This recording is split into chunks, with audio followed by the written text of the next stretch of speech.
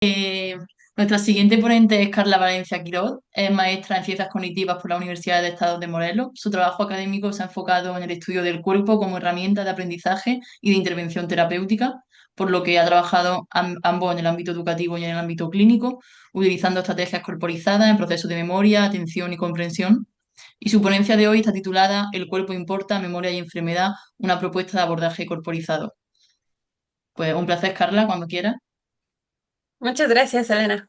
Bueno, pues antes que nada, buenas tardes a todos, bueno, buenos días aquí en México a todos. Y pues agradezco al equipo de Memories esta oportunidad de presentar mi trabajo. El día de hoy, pues bueno, es platicarles un poco sobre lo que fue mi trabajo de investigación en maestría, pero también lo que ha sido la observación de cómo se puede implementar lo que estoy proponiendo en otro tipo de enfermedades y reflexiones finales que he trabajado en torno a ello, ¿no? Entonces, es por eso que, hablo ahora sobre memoria y enfermedad y cómo es que esto impacta y viene y es todo un círculo a partir del cuerpo, ¿no? Entonces, la estructura de la plática más o menos va a seguir esta. Quiero hablar sobre esta contextualización del problema que yo hablo sobre memoria y enfermedad. Platicarles un poco sobre qué es la propuesta de intervención que estoy trabajando y las reflexiones finales en torno a ellas, ¿no? Algunas serían conclusiones, pero la mayoría serían como qué viene a partir de esto, cómo se trabaja y cómo lo observo a partir de los pacientes que tengo. Y bueno, para empezar, voy a tratar de enmarcar el problema al que me estoy dirigiendo sobre memoria y enfermedad, ¿no? Y bueno, em, eh, en los últimos años se ha visto como este boom en hablar, investigaciones y todo sobre el deterioro cognitivo y las demencias, las enfermedades autoinmunes que últimamente han cobrado como mucha relevancia y las enfermedades cerebrovasculares. Si bien la primera y la tercera ha sido algo que pues se ha investigado y haya estado al auge, creo que hay una relevancia importante en cuanto al abordaje que se tiene de las diferentes enfermedades, pero también considero que desde mi punto de vista eh, podemos tener como elementos para definirlo, para diagnosticarlo, para caracterizarlo, pero sin embargo ninguna de ellas es igual en ninguno de nuestros pacientes, ¿no? O sea, puedo tener la misma enfermedad autoinmune, pero no se va a comportar de la misma manera. Puedo compartir síntomas, pero no se van a comportar de la misma manera, ¿no? Ni en intensidad, ni en el modo en que se presentan, ni en el tiempo en el que se presentan, ¿no? Entonces, creo que eso es una característica importante que hay que abordar desde la parte terapéutica, que aunque tenemos todo este listado de signos y síntomas que podemos encontrar en cada una de ellas, la realidad es que cuando tenemos a los pacientes enfrente es que ningún síntoma y ninguna enfermedad se comporta de la misma manera, ¿no? Y eso es importante porque entonces ya estamos hablando de diferentes cuerpos, estamos hablando de diferentes personas y de cómo su comportamiento también pudiera modificar esta parte de la sintomatología y la presencia de la enfermedad. Entonces, creo que es importante contextualizarnos en este punto para poder seguir teniendo como esta presencia del cuerpo en las enfermedades, ¿no? Entonces, hablando de estas enfermedades, vamos a ver que en el deterioro cognitivo, pues bueno, tenemos toda esta parte del deterioro cognitivo leve, el deterioro cognitivo vascular, el deterioro, la demencia por enfermedad de Alzheimer, la demencia por enfermedad de Parkinson o la demencia por cuerpos de Levy, etcétera, etcétera, ¿no? Y vamos a ver que la literatura nos dice que vamos a encontrar problemas de memoria, atención, funciones ejecutivas, apatía, depresión, incoordinación, apraxias, problemas de secuencias motrices, etcétera, ¿no? Y en relación a las enfermedades autoinmunes, pues hay un listado también muy grande, ¿no? Esto solamente es un ejemplo de lo que podemos encontrar dentro de este tipo de enfermedades, como la fibromialgia, el lupus, la diabetes, la migraña, la artritis, la esclerosis múltiple, la tiroides, entre otros muchísimos que ahora encontramos más a menudo. Y con referencia a ello, vamos a encontrar que estos pacientes también reportan problemas de memoria, sobre todo de memoria de trabajo, hay disfunción en la atención, en las funciones ejecutivas, también encontramos cuadros de depresión, de incoordinación motora también, disminución de la fuerza y problemas musculares. Y las enfermedades cerebrovasculares, pues bueno, van muy de la mano junto con el deterioro cognitivo, pero bueno, aquí podemos tener lo que puede ser la enfermedad de Facekas, los accidentes cerebrovasculares, ya sean hemorrágicos o isquémicos, o las angiopatías. Y vamos a ver que muy común con el deterioro cognitivo vamos a encontrar también el problema de memoria, de atención, de funciones ejecutivas, la depresión y la incoordinación motriz también. Y centrándonos un poco en lo que es el tema de este simposio, pues vamos a ver que en estos tres rubros de las enfermedades, pues atraviesa la memoria, ¿no? Justamente estos reportes de falta de acordarse de datos o acordarse de nombres o cómo llegar a sitios o etcétera, etcétera, ¿no? Entonces vamos a ver que el problema de la memoria es un problema muy importante para los pacientes, es lo que más les preocupa a veces, ¿no? No acordarse de las cosas, no tener esta misma ejecución para en sus actividades de la vida diaria porque se olvidan de algo, ¿no? Entonces llega a ser un problema que afecta la calidad de vida de las personas, el cómo la memoria en estas tres enfermedades empieza a tener esta repercusión. Sin embargo, también vamos a tener un problema importante para abordar lo que es la multidisciplina, pero a su vez la falta de integración, ¿no? Vamos a ver que tenemos al médico que atienda a estos pacientes, pues el neurólogo, el geriatra, el reumatólogo o cualquier médico de cabecera, y él es el que de alguna manera nos dice qué es lo que tenemos que hacer y nos manda con otros especialistas, nos manda a psicología o a neuropsicología, manda a los pacientes a terapia física o terapia ocupacional o a otros servicios, ¿no? Es más o menos como el que tiene que ir por estos caminos. Sin embargo, no se ha encontrado precisamente como esta vinculación entre los diferentes tratamientos. Es decir, lo que hace el especialista, lo que hace el neuropsicólogo o lo que hace el terapeuta físico, que tiene que ver uno con el otro o en qué momento se comunican. Muchas veces ni siquiera se conocen o a veces los mismos especialistas desconocen si el paciente está asistiendo a otro tipo de terapia o no, ¿no? Entonces, creo que es un modelo que se nos ha enseñado a trabajar pero que no nos han enseñado a vincularnos. Si bien a veces corremos la suerte de trabajar en centros donde tenemos al paciente en varios servicios y podemos conectarnos, no hay realmente como esta integración de las terapias y lo que provoca que los pacientes tengan como esta desvinculación desde sus diferentes terapias de qué puedo hacer o cómo una integra a la otra, ¿no? Entonces, creo que este modelo bajo el cual la medicina se ha trabajado no nos ayuda mucho como pacientes a decir, bueno, todo esto me ayuda a este fin último, ¿no? Entonces, creo que eso es un punto importante. Entonces, a partir de ahí, bueno, venimos también con este tipo de vinculación entre qué es la memoria, cómo percibe la memoria, la parte médica o la parte psicológica y cómo percibe el problema de memoria el paciente, porque eso es importante para la adhesión al tratamiento, ¿no? Por un lado, la parte médica se parte en esta disyuntiva de decir, bueno, ¿qué es la memoria y cómo la evalúo? ¿No? Entonces vamos a encontrar que para eso han sido estas divisiones, ¿no? Entre la memoria verbal, la memoria de trabajo, la memoria visual, la memoria lógica, la memoria no verbal, ¿no? Entonces, hay toda una serie de evaluaciones, de pruebas que van a medir todo esto y decir, bueno, sí, el comportamiento de la memoria está alto, está bajo, está deficiente, no hay o cosas por el estilo, ¿no? Sin embargo, el paciente lo que le preocupa precisamente es, bueno, cómo este problema de memoria impacta en la realización de mis actividades, en la toma de mis medicamentos, cómo llego a los lugares, cómo me comunico con las personas, cómo recuerdo la información del día, ¿no?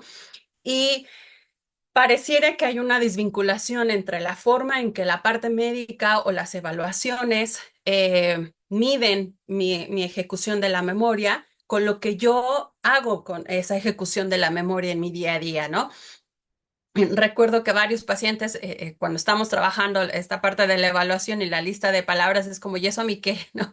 ¿Cómo quieres que me acuerde de eso si lo que yo me quiero acordar es de otra cosa, ¿no? Entonces, creo que también aquí hay un punto importante en cuanto a encontrar nuevas formas de evaluación de diferentes funciones cognitivas, no solamente de la memoria, que sean muchísimo más apegadas a la realidad del paciente, porque creo que eso también al paciente le da otro tipo de input, qué es lo que te estoy evaluando.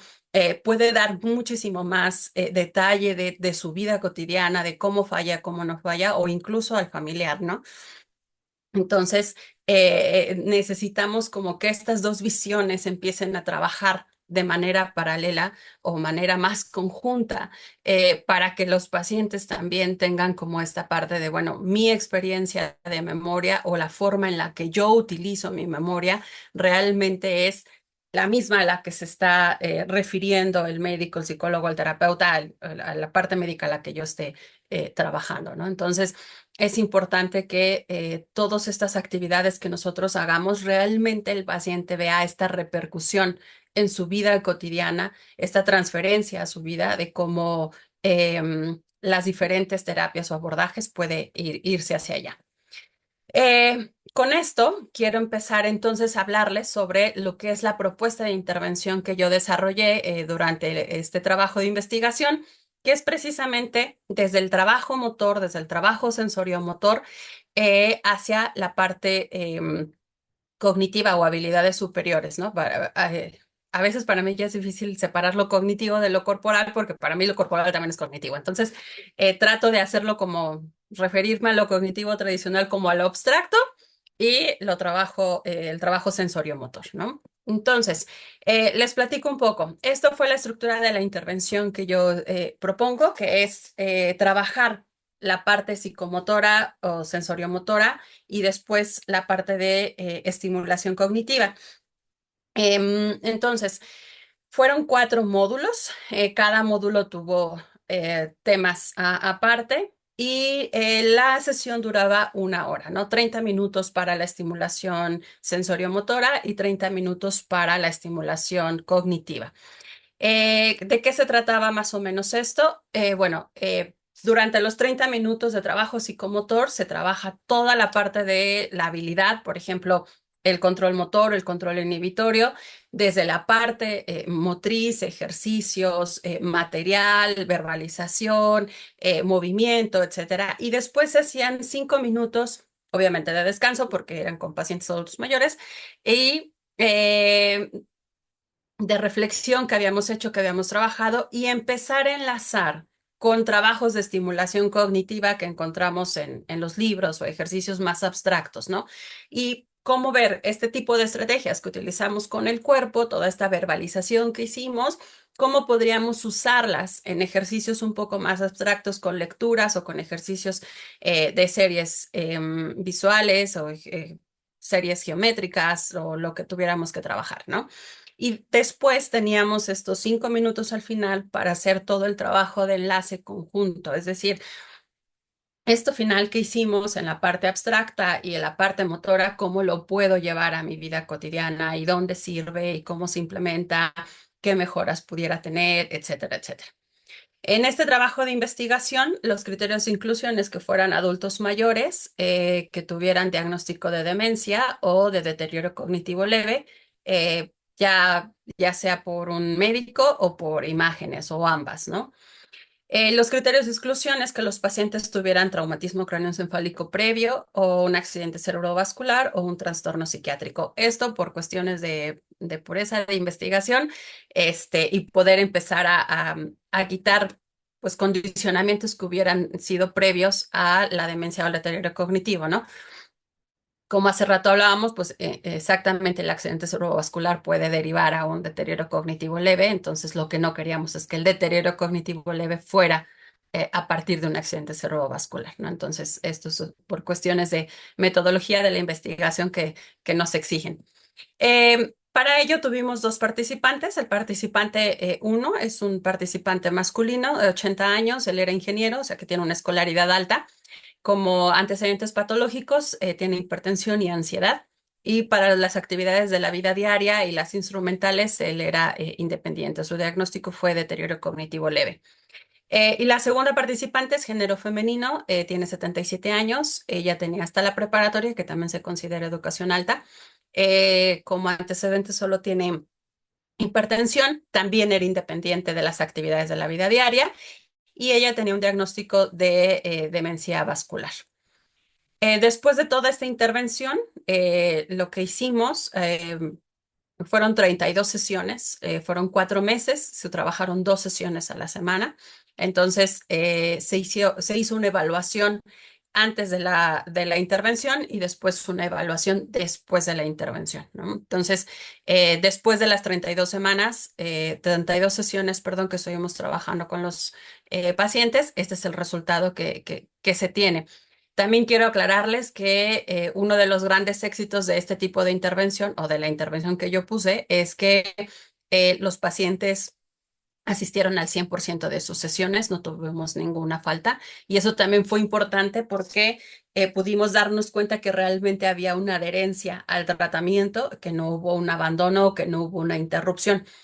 Ninguno de los dos pacientes tuvo que interrumpir 1 o 2 semanas o tuvimos que una semana de una sesión o 2 semanas de 3 sesiones, no sé. Fueron como muy metódicos al asistir a sus sesiones, que eso también es parte de lo del éxito que tuvimos en esta investigación, ¿no? Vamos a ver que estos pacientes de estos dos evaluaciones se mantienen en su rango tanto en el examen del estado mental como en la escala de deterioro global, ¿no? Y esto es importante porque aunque las aplicaciones fueron en 4 meses de diferencia, se sabe que uno de los puntos de referencia, sobre todo en la demencia vascular, es el decremento importante en la ejecución del mini mental, ¿no? Entonces, ellos lograron esta estabilidad. Cuando aplicamos las evaluaciones que utilizamos para este propósito, que fue el Neuropsy, que justo trabaja atención y memoria, vamos a ver que el participante uno tenía esta parte de alteración leve en funciones ejecutivas, pero cuando hacemos el post-test pasa a alteraciones, a clasificación normal, ¿no? Y en las ejecuciones de la memoria, aunque se mantiene en el rango de normal, vamos a ver que su puntaje mejora, ¿no? Si hay una mejor ejecución en las pruebas de memoria y esto nos habla precisamente de que esta función empieza a mejorar. En la paciente con demencia, vamos a ver que en el pretest su puntaje sale en una alteración severa, como era de esperarse, pero en el posttest logramos pasar a una alteración leve a moderada. Entonces ahí tenemos un cambio de rango importante en esta paciente y cómo las funciones junto con la atención también se ven en mejoría. Si bien no logramos pasar de la clasificación, sí empieza a haber esta mejoría en la atención, ¿no? En la parte de la evaluación psicomotora también vamos a ver que hay una mejora en el comportamiento de los pacientes. La línea azul nos indica cuál fue su comportamiento antes de la intervención, la línea roja es la posterior. Si se fijan, los dos pacientes muestran mejora o estabilidad en algunos de los puntos, ¿no? Que es importante. En esta parte de la memoria, lo que nos interesa sobre todo son las praxias, que son las secuencias de movimientos, la realización de actividades, que se mantenga el orden, que se mantenga el propósito, que se mantenga como el tipo de materiales que tengo que utilizar, etcétera. Entonces, si bien en la paciente con demencia logramos una estabilidad, en el paciente con deterioro cognitivo sí se ve una mejora en este tipo de ejercicios, ¿no? Y sobre todo también en la estructuración espaciotemporal, que tiene que ver con el manejo de espacios. Y en este momento no nada más es ver si está a derecha, izquierda, arriba, abajo, enfrente, atrás, sino empezamos a trabajar con nociones espaciales de qué tan lejos, qué tan cerca, qué hay en este lugar, qué pistas puedo tener, qué me lleva a este lugar, qué hay de cerca, qué recuerdo, etcétera, ¿no? Entonces, eso es más que nada el manejo de estructuración espaciotemporal que los pacientes necesitan en el día a día. Y como resultados cualitativos, que son los que en mi caso a mí me gusta más presumir de este trabajo, es uno, en el paciente uno tuvimos un control de la ansiedad bastante importante. Empieza a mostrar una mayor flexibilidad ante los cambios y el uso de estrategias que utiliza y que las empieza a utilizar en su casa, ¿no? Empieza a verbalizar sensaciones y emociones y empieza a reconocer cuáles son sus detonadores de ansiedad y empieza a mejorar la confianza en él mismo, ¿no? ¿Por qué es importante esto? Porque estos tres puntos son los que para mí dieron la adherencia al tratamiento, pero también son los que logran mejorar las funciones cognitivas, ¿no? Cuando logramos bajar esta ansiedad, cuando logramos bajar esta preocupación, es un paciente que manejaba y se perdió varias veces para llegar a donde era la intervención. Cuando logramos bajar estos niveles de ansiedad, cuando él logró que decir, bueno, estoy en una crisis, me puedo tranquilizar de esta manera porque esto fue lo que lo detonó, etcétera, etcétera. Empezamos a ver las mejorías durante la intervención, ¿no? Y fue cuando la memoria empezó a ser un poco con mejor ejecución, la atención, los periodos de atención fueron más amplios. Y entonces empezamos a ver cómo el manejo de estrategias corporales, tanto de memoria como de control de la ansiedad, empezaron a tener un impacto importante en su función cognitiva, ¿no? Y él también se permitió en ese momento empezar a utilizarlas muchísimo más en su casa, en el camino o incluso cuando tenía que ir al supermercado, cosas por el estilo, ¿no? Con la participante número dos, aquí lo importante fue que empezó a tener una disminución en la resistencia del trabajo y la negociación de la carga, de la carga de trabajo durante las sesiones. Y sobre todo, la disminución de la apatía, que es una característica importante en este tipo de casos. Ella también, junto con el participante uno, cuando estos tres puntos logramos trabajarlos a partir de estrategias corporales, empezó a haber una mejora en el trabajo de la memoria, ¿no? O sea, ella ya empezaba a reportar, ya me acuerdo dónde dejé el monedero, ya me acuerdo dónde dejé el dinero, ya me acordé que ayer tenía que hacer X cosas, ¿no? Ella es una participante que ya era totalmente dependiente de las actividades instrumentales. Obviamente ya no le dejaban dinero porque lo perdía y para ella fue todo un logro empezar a recordar dónde había hecho las cosas, tanto en su casa, dónde las había guardado, empezar a reconocer sus espacios, a empezar a reconocer sus movimientos y empezar a trabajar toda esta parte de confianza otra vez en ella misma, ¿no? Entonces es cuando este tipo de memoria es el que es útil para el participante, ¿no? Sobre todo el participante uno era el que más tenía este remilgo bueno, ¿de qué me sirve a mí aprenderme esa lista de palabras si lo que yo quiero recordar es que me tengo que tomar la medicina, ¿no?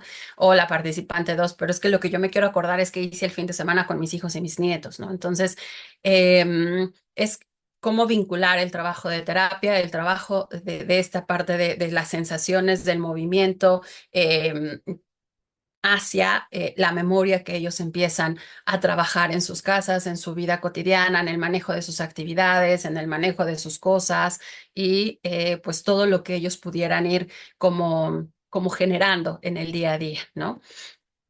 Entonces, con ello, las reflexiones que deja este trabajo de investigación precisamente es que este tipo de intervenciones, que es una estimulación cognitiva, pero basada en el cuerpo, hasta el pensamiento, pues logra esta mejora o esta estabilidad en los rendimientos cognitivos, ¿no? Pero que no solamente se queda ahí, sino que también es muchísimo más fácil trasladar este trabajo corporizado a las actividades de la vida diaria, de una forma más integrativa, de una forma más comprensiva para los pacientes y que de alguna manera les ayuda a a tener como mayores recursos, no solamente los recursos abstractos que muchas veces se van a olvidar, sino todo este trabajo corporizado de la memoria, de la sensación, cómo es que se implementa y se lleva a cabo en el día a día, ¿no?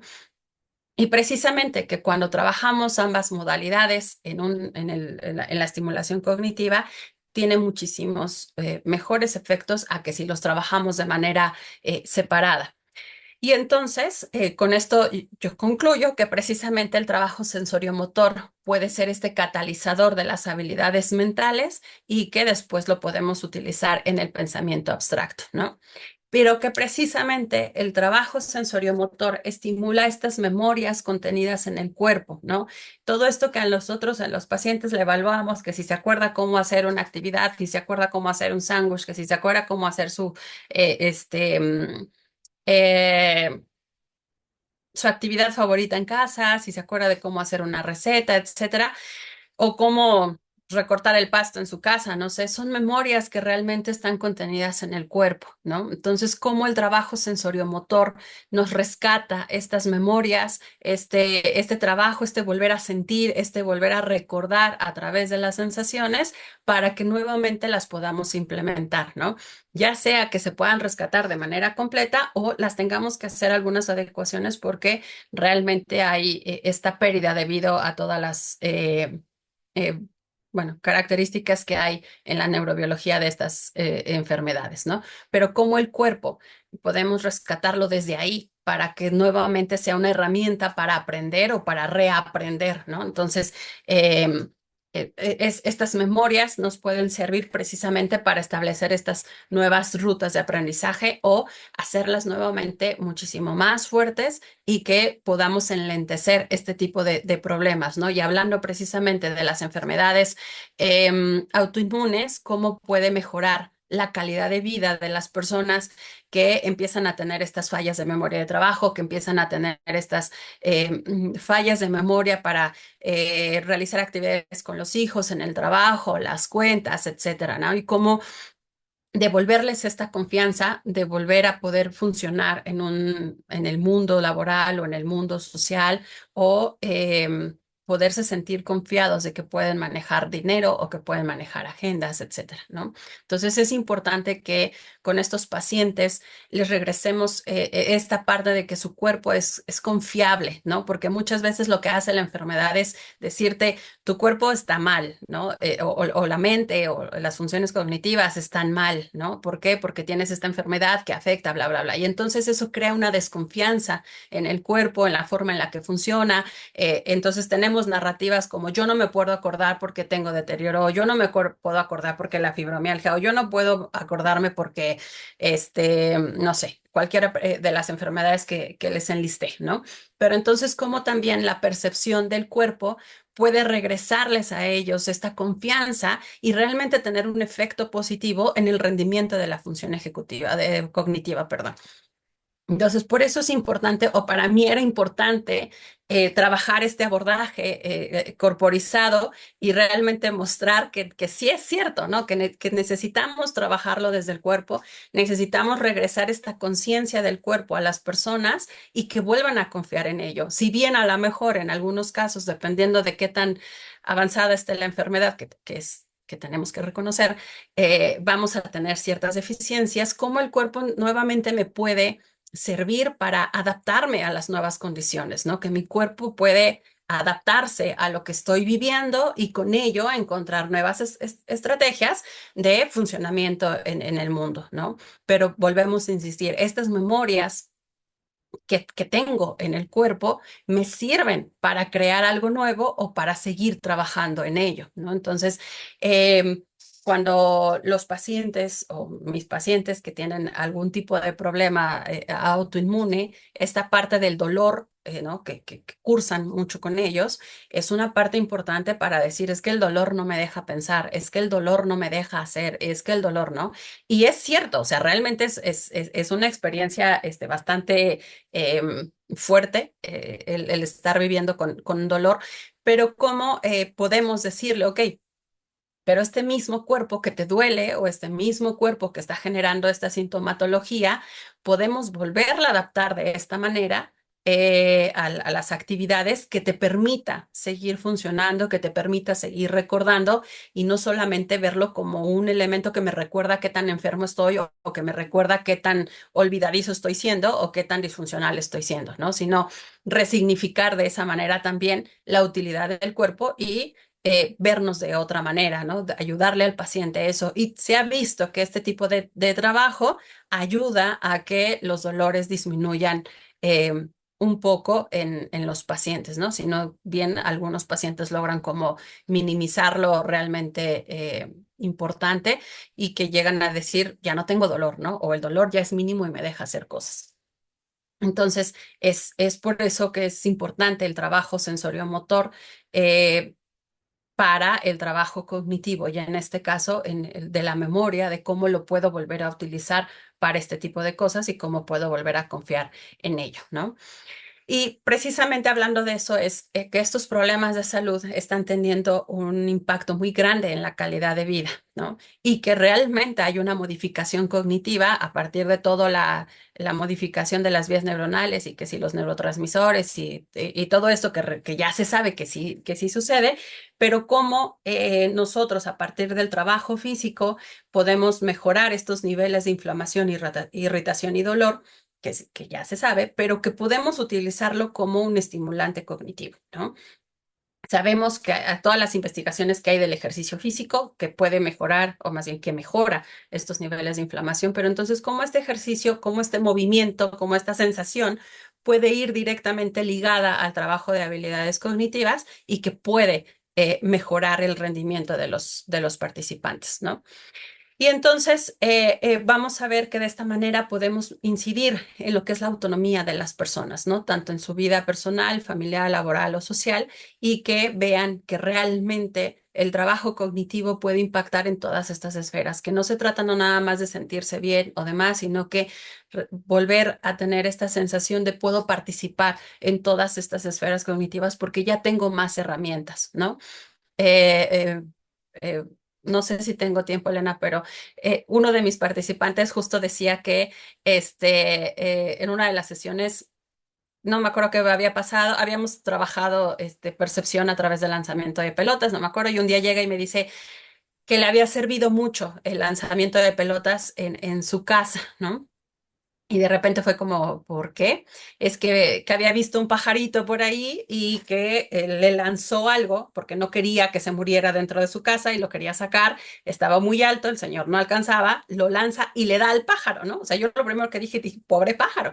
Pero el señor estaba muy contento porque dice, algo de lo que yo utilicé o de lo que yo vi en la terapia, lo pude hacer en mi casa para salvar un pajarito, ¿no?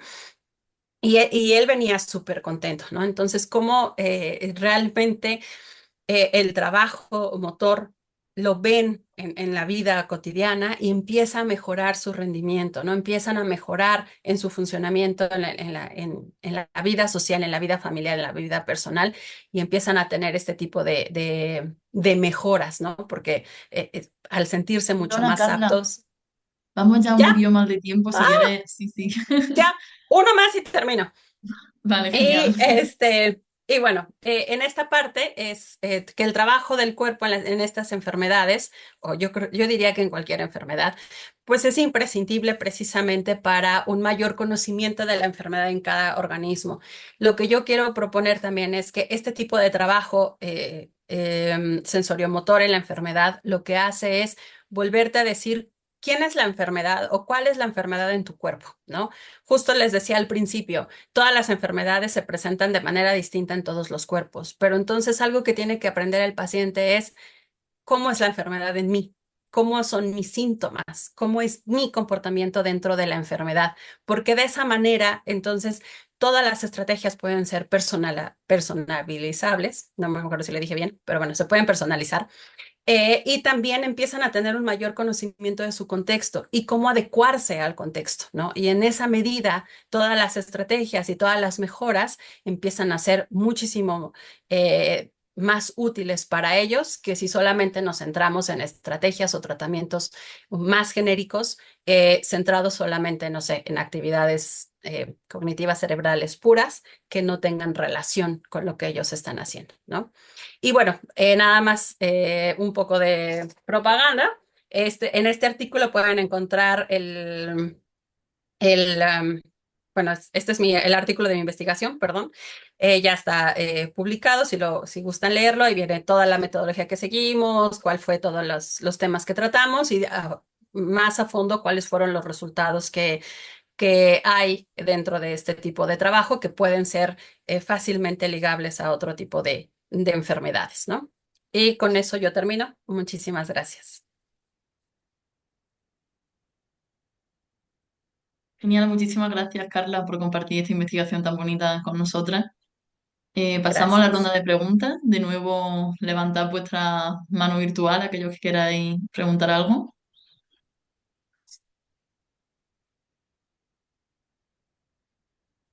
Ángeles.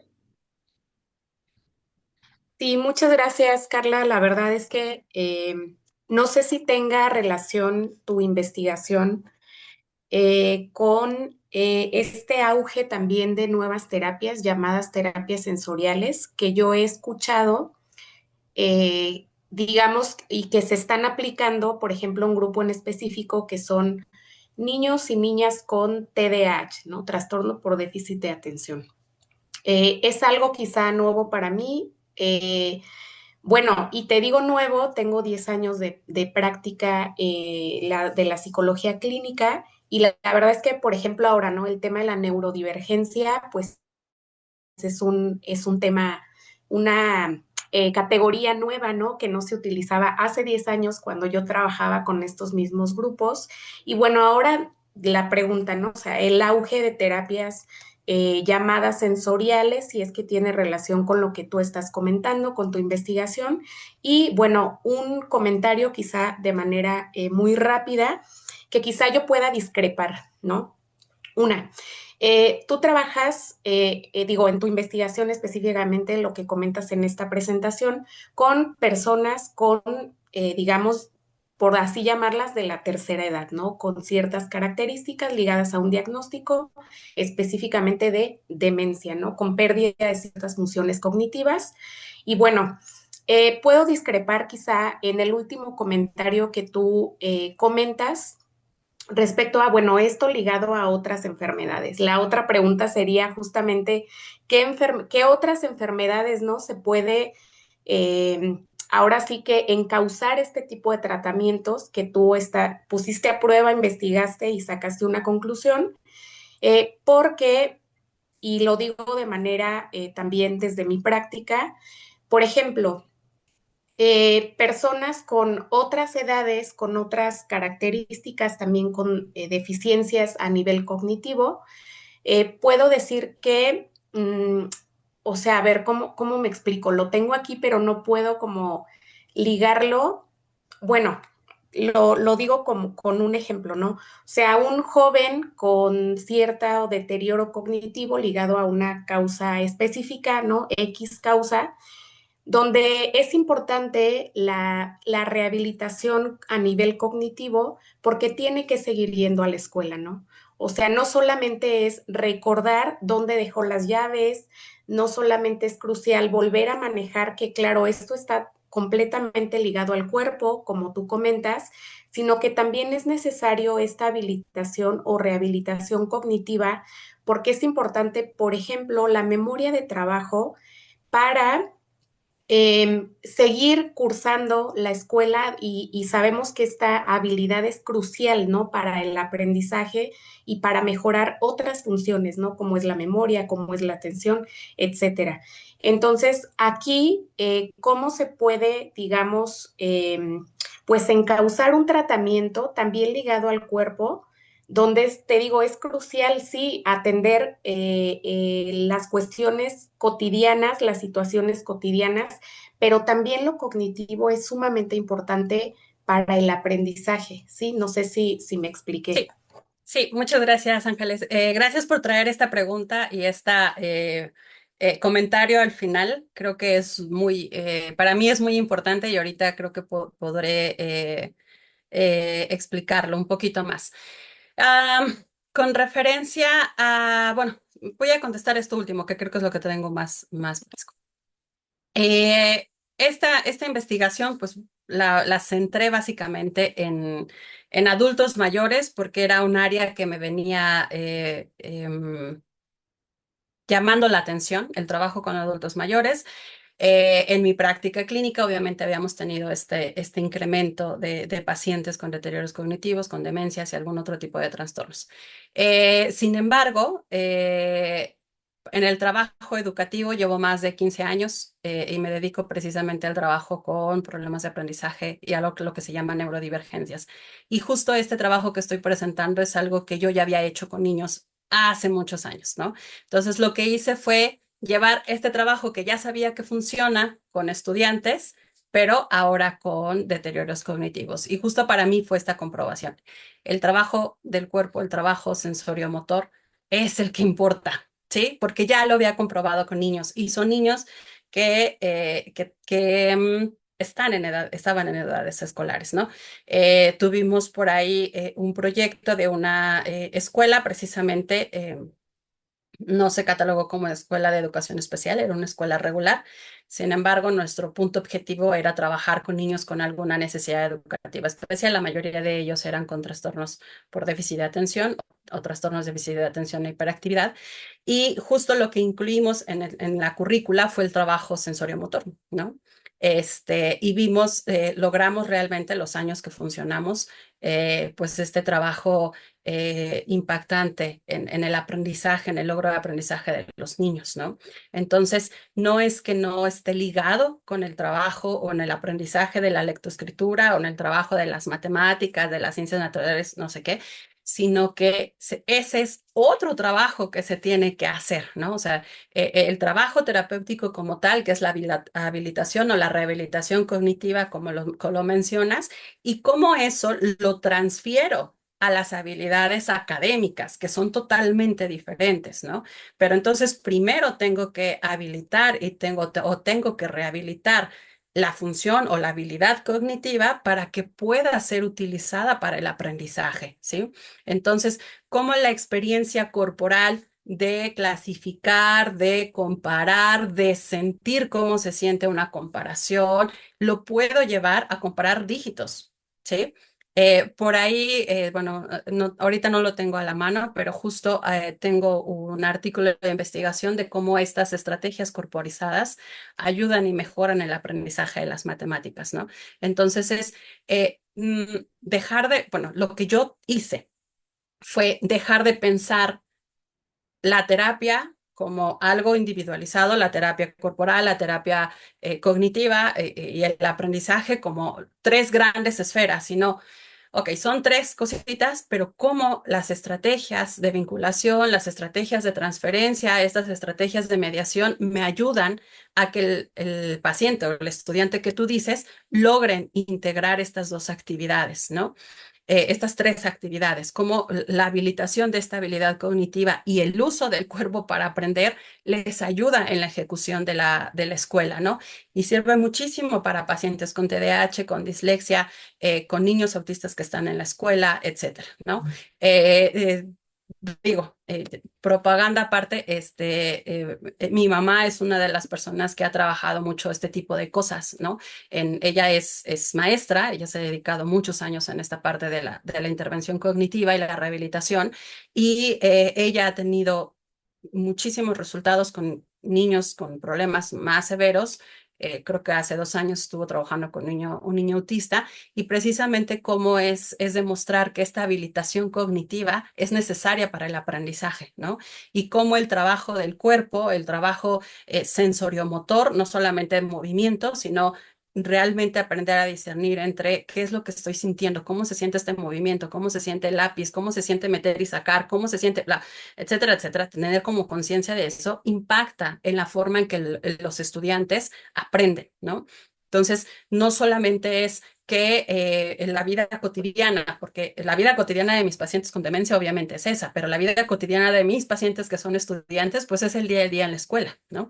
Y justo eso es algo que estoy trabajando con un paciente ahorita de 5 años, que es 6 años, cómo este trabajo de abordaje sensoriomotor y habilitación cognitiva le está ayudando a integrarse muchísimo mejor a una escuela regular. Él tiene un diagnóstico de atrofia cerebelosa por nacimiento, entonces pues los problemas son importantes, pero justo con él también es aprender qué es su cuerpo, cómo se mueve su cuerpo y cómo lo puede utilizar para para aprender, en el caso de él, ¿no? No tanto reaprender, sino aprender.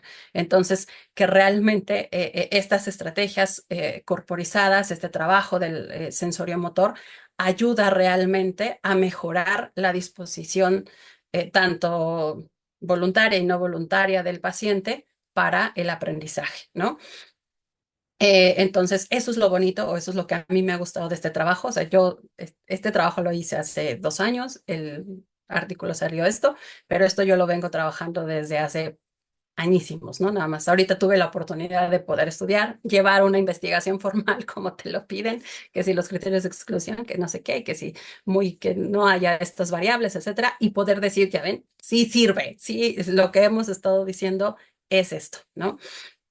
Y un tanto sobre lo que hablabas la primera, que son las corrientes de las terapias sensoriales, pues en realidad ahorita es el auge, porque la terapia sensorial viene desde hace muchísimos, muchísimos años, ¿no? Pero creo que estaba muchísimo más en el ámbito terapéutico físico. Por ahí una de las más pioneras es Margaret Root, que hablaba precisamente de las terapias sensoriales para la disminución del tono muscular o aumento de tono muscular en pacientes con parálisis cerebral o síndrome de Down, ¿no? Y ahí empiezan todos esos trabajos de la estimulación sensorial.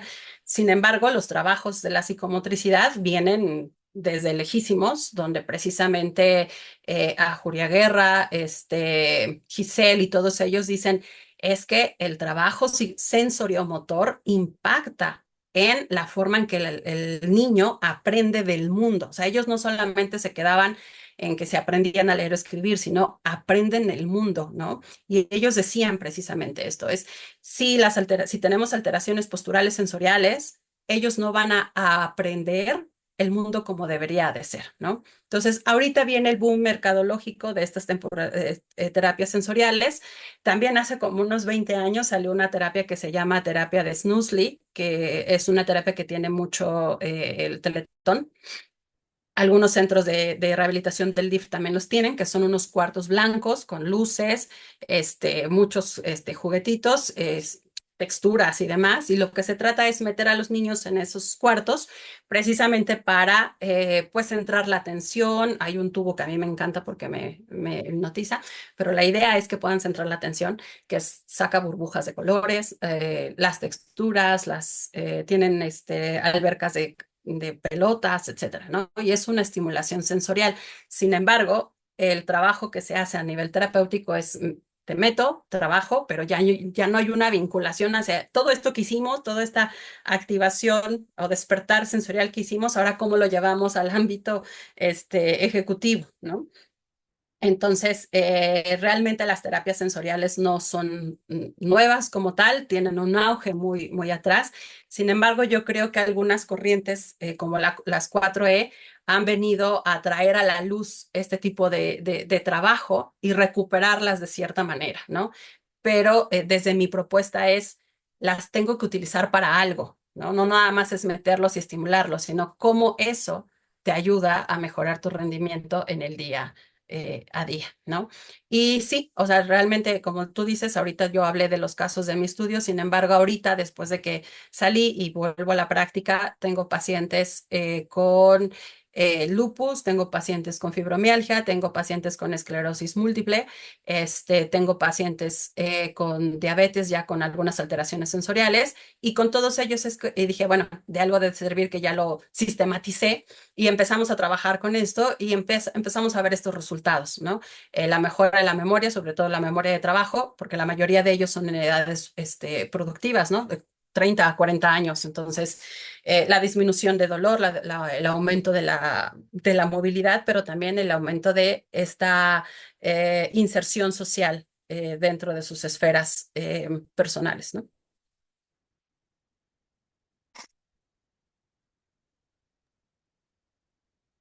Marcela. Y gracias, Carla, muy interesante lo que nos estuviste compartiendo y en general tu trabajo. Me imagino que debe ser bien estimulante poner a prueba todas estas cosas ya en la práctica. Sin embargo, fíjate que yo te estuve escuchando y me quedé pensando precisamente porque, bueno, tú misma has dicho que tu trabajo se enmarca como en esto de la cognición 4E, ¿no? Y desde esa perspectiva está este concepto bien importante de los affordance, ¿no? Que vienen pues desde la fenomenología y la psicología de Gibson y de Eleanor, son esposos, ¿no? Y Eleanor, de hecho, tiene un trabajo hermoso, maravilloso sobre el movimiento, que de hecho yo creo que Gibson le pirateó muchas cosas a ella, ¿no? Que no me sorprendería. Pero hablando sobre esto de los affordance, que precisamente sabemos que los affordance son estas posibilidades para la acción, para un organismo en un nicho muy específico que emergen precisamente a través de esta acción psicomotora de la que tanto nos hablaste y que pues tienen que ver con todo esto de la memoria corporizada precisamente, ¿no? Y en ese sentido, o sea, como que me gustaría preguntarte si has reflexionado, si tu trabajo, o sea, también está expandido hacia esa cuestión de la importancia del entorno y de los affordance, porque yo considero que no todo son patrones sensoriomotores, ¿no? Sino que los patrones sensoriomotores son un elemento más que posibilitan el movimiento. Entonces, como que en ese sentido, si has reflexionado en meterlo como parte de tus variables y ponerlo a prueba como parte de tu investigación, como quizá como para robustecer o fortalecer un poco esta perspectiva que tienes de la cognición corporizada en estas tipo de intervenciones terapéuticas que realizas. Claro, sí, muchas gracias, Marcela, por tu aportación. Y por traer el tema, porque a veces exponer todo no nos da la vida, ¿no? Elena me dice, además tienes 25 minutos y ya se acabó. Entonces, sí los consideré, o sea, sí estuvieron considerados dentro del marco, incluso a trabajar. Sin embargo, pues tú lo sabes, para hacer un trabajo eran demasiadas variables a manejar y casi que los tutores dicen, no, ¿cómo vas a manejar esto y a manejar lo otro y demás, ¿no? Y la otra es, pues, obviamente por la naturaleza del trabajo, mis tutores son, neuropsicólogos, entonces un tanto renuentes al trabajo de las 4E y el trabajo sensoriomotor. Entonces yo tuve que renunciar a los affordances como tal. De hecho, hay un artículo que a mí me gustó mucho que era precisamente affordances no me acuerdo si era demencia o deterioro cognitivo. Encontraron una manera de evaluarlos. La verdad ya no me acuerdo porque como ya no lo leí todo completo, dije, pues ya para qué si no lo voy a meter. Pero ellos hablaban sobre todo esto, ¿no? Y justo parte de lo que manejo mucho ya a nivel terapéutico, fuera de la investigación, porque no puedo estar cambiando tantas variables, es hablar del contexto de los pacientes, ¿no? A mí me gusta preguntarles cómo es su casa, a dónde trabajan, si manejan, si no manejan, qué hacen, ¿no? Por ejemplo, ahorita tengo un paciente que estamos implementando este tratamiento y resulta que él se cae mucho, ¿no? Entonces, bueno, ¿qué hay en su entorno? ¿Qué hay en su casa? ¿Qué es lo que sucede que se está cayendo, ¿no? Pues resulta que tiene que levantar una cubeta para poderse bañar todos los días, ¿no? Y las banquetas, pues estamos en México, ¿verdad? No son parejas, hay relieves, unas están más altas, otras más chiquitas, etcétera, ¿no? Entonces, cómo el entrenamiento que estamos haciendo desde la parte sensoriomotora, desde la parte de percepción visual, la percepción de cómo se eleva mi pierna, qué tanto tengo que sentir que se eleve, porque bueno, sabemos que en el envejecimiento hay esta pérdida de sensibilidad, empezamos a entrenar esto, ¿no? ¿Y qué pasaría si? Y entonces dentro de todas estas terapias lo que trato de hacer es crear como escenarios casi imaginarios y decir, bueno, aquí está el escenario, ¿qué haríamos, no? Yo trabajo con ellos más o menos como si fuera la velocidad de respuesta al estímulo, pero lo que trato es precisamente es crear escenarios donde podamos poner en cuenta estas ejecuciones. ¿Qué pasa si de repente hay una piedra, ¿no? ¿Qué pasa si de repente hay la banqueta está más alta y no la veo? ¿Cómo controlo esto? ¿Cómo controlo mi cuerpo y todo esto, ¿no? Entonces, si bien yo no pude meterme tanto a los affordances, al entrenamiento de los affordances como se han hecho en deportes, por ejemplo, hay mucha investigación de cómo se hace el entrenamiento de affordances en futbolistas. Si bien yo no lo pude hacer, es una parte que a mí me quedó a mí de curiosidad de trabajar, pero que bueno, que es parte importante de este trabajo sensorio-motor, ¿no? Sí, sobre todo como pensando en cómo se podría complementar la investigación que haces, ¿no? Y la práctica que Claro. realizas, porque precisamente yo me quedo pensando en esto que acabas de decir, que esto de crear dices escenarios imaginarios, pero si al final esos escenarios pues no le significan mucho a la persona en su vida cotidiana, qué tanto realmente le pueden eh, eh, pues facilitar, ¿no? Entonces también no solo los afordan, sino la cuestión también de los afectos.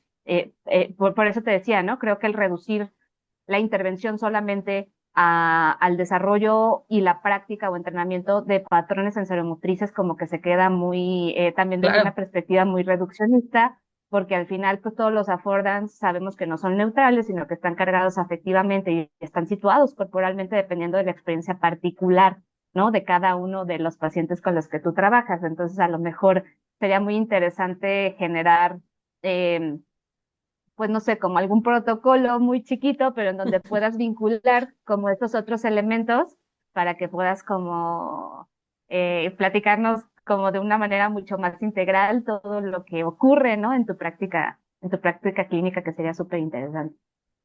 Sí, claro, y la verdad es que modifica mucho, ¿no? O sea, ahora que yo regresé a la terapia, o sea, me doy cuenta que regresó otra terapeuta, ¿no? O sea, ya no puedo hacer la terapia que yo hacía antes.